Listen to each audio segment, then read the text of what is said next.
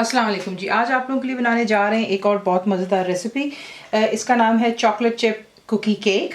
तो कुकी भी होगी, बीच में केक का भी आपको मिल जाएगा जायका, बहुत मज़ेदार बनता है। इसके लिए आपको चाहिए प्लेन फ्लाई यानी कि मैदा, चीनी आपको चाहिए, शुगर ग्रैनुलेटेड बारीक पिसी हुई या पाउडर नहीं है, ब्राउन शुगर आपको चाहिए जो कि सॉफ्ट होता है और आप इसको लाइटली पैक्ड से कहा जाता है, तो आप इसको आराम से आसानी से मेजर कर सकते हैं। तो ये हो गई ब्राउन शुगर। चॉकलेट चिप्स बीच में इस्तेमाल करेंगे। मक्खन आप देख रहे हैं 2 जगह इस्तेमाल है, एक आपने जो है थोड़ा सा हल्का सा सॉफ्ट करना है।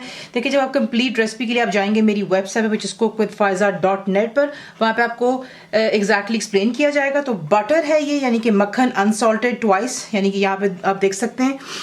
बेकिंग जो है इसमें सोडा इस्तेमाल होगा, सॉल्ट यानी कि नमक, अंडे जाएंगे दैट्स एग्स, मेपल सिरप आपको ये मिल जाते हैं कंटेनर्स वगैरह में, और बीच में जाएगा वनीला एसेंस। उसको आपको चाहिए एक राउंड टिन जो कि मैं इस्तेमाल कर रही हूँ यहाँ पे 9 इंच का। इसको आपने अच्छी तरह ग्रीस कर लेना है और बीच में जाएगा इसमें कैरामल सिरप। अगर आपको रेडीमेड मिल जाए तो बहुत ही अच्छा है, वरना फिर मैं आपको नीचे नोट जो मेरी रेसिपी का उसमें लिखा होगा कि आप इसको घर पर किस तरह आसानी से बना सकते हो। तो मैं ये रेडीमेड इस्तेमाल कर रही हूँ। अब आप इसको जो है बेकिंग के लिए आपने अवन को प्री हीट कर लेना है 180 सेंटीग्रेड 350 फ़ारेनहाइट गैस मार्क 4 पर। आपको दिखाते हैं इसको बनाना किस तरह।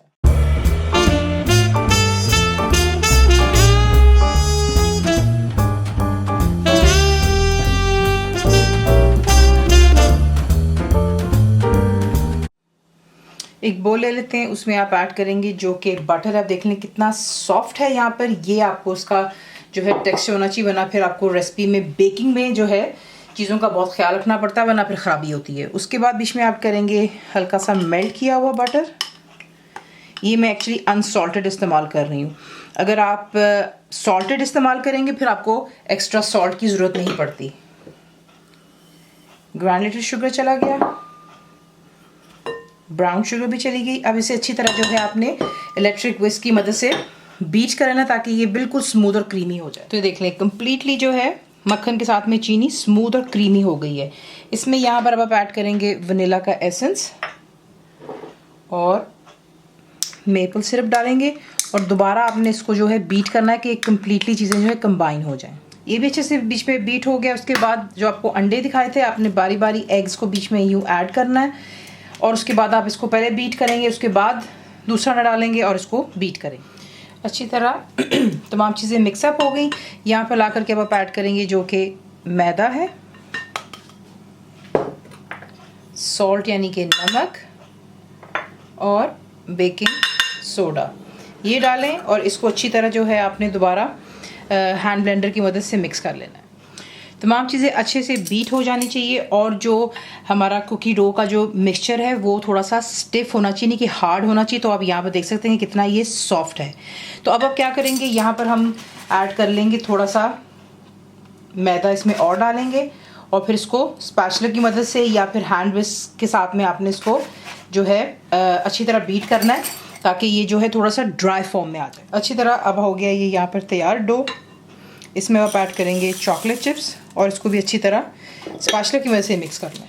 तो ये परफेक्टली यहाँ पे जो है अब आप देख सकते हैं डो के ये वाटरी नहीं है, बिल्कुल एक कुकी की तरह उसका डो बन चुका हुआ है, थोड़ा सा फर्म में। ये देखें, ठीक है, आपके सामने हाथ लगा के आपको मैं दिखा रही हूँ कि ये हाथों पे ये जगह मत चेक कीजिएगा, ये देखें यहाँ पे चिपका नहीं है। तो दिस इज़ परफेक्टली फाइन। अगर आपको लगता है कि आप इसको हाथ लगा रहे हैं और आपके हाथों को चिपक रहा है, तब आप इसमें थोड़ा थोड़ा करके मैदा एक्स्ट्रा ऐड कर सकते हैं और इसको मिक्स कर सकते हैं। लेकिन इंशाल्लाह वो मैं आपको जो है रेसिपी के नीचे नोट्स में लिख दूंगी अगर आपको एक्स्ट्रा की ज़रूरत होगी, जिस तरह की अगर मुझे ज़रूरत पड़ी है। तो अब आपने क्या करना है, इसमें से आधा आप लेंगे और जो ग्रीस पैन आपको दिखाया है उसमें आपने इसको जो है बीच में डाल करके प्रेस करना है फर्मली। तो अब मैं जो है इसमें डाल करके इसको हाथों से आपने यूँ स्प्रेड आउट कर देना है। तो ये देख लें परफेक्टली आपने हल्के हल्के हाथों से इसको दबाना है और इसको बीच में एक तय दे देनी है। उसके बाद जो मैंने आपको दिखाया था कैरामल का सिरप, वो आप यूँ करके इसके ऊपर ड्रिजल करेंगे। देखिए ये ऑप्शनल है, अगर आप नहीं करना चाहते हैं दैट इज़ इवन फाइन, कोई मसला नहीं। ये मत सोचिएगा कि ये बनेगा नहीं। आप इस तरीके से जो है इस तरह के 2 ट्रेज बना करके कुकी का जो है बन सकता है आपका केक, दैट्स नॉट इशू। उसके बाद आपने क्या करना है, जो हमारे पास बकाया इसका डो बचा हुआ है यहाँ पर आपको दिखा देते हैं, उसे आप इसमें से यूँ निकालेंगे और इसके ऊपर आपने जो है इसको इवनली स्प्रेड कर देना है। यूँ कर हाथ पर हल्का सा इसको पहले आप थोड़ा सा फैला लें, देख लें। मैं इसको ऑलमोस्ट वहीं पे उसके साइज़ पर लेकर के आने की कोशिश कर रही हूँ। और इसको फिर आप यूँ बीच में रखेंगे इसके ऊपर और यूँ साइड्स को दोबारा आपने कवर करना है। देख लें इवनली हो गया। उसके बाद हल्का सा जो मैं हाथ लगा रही हूँ जस्ट उसकी साइज़ पे कवर करने के लिए। एंड नाउ हम इसे बेक करेंगे फॉर 15 to 25 मिनट्स, यानी कि 15 से 25 मिनट।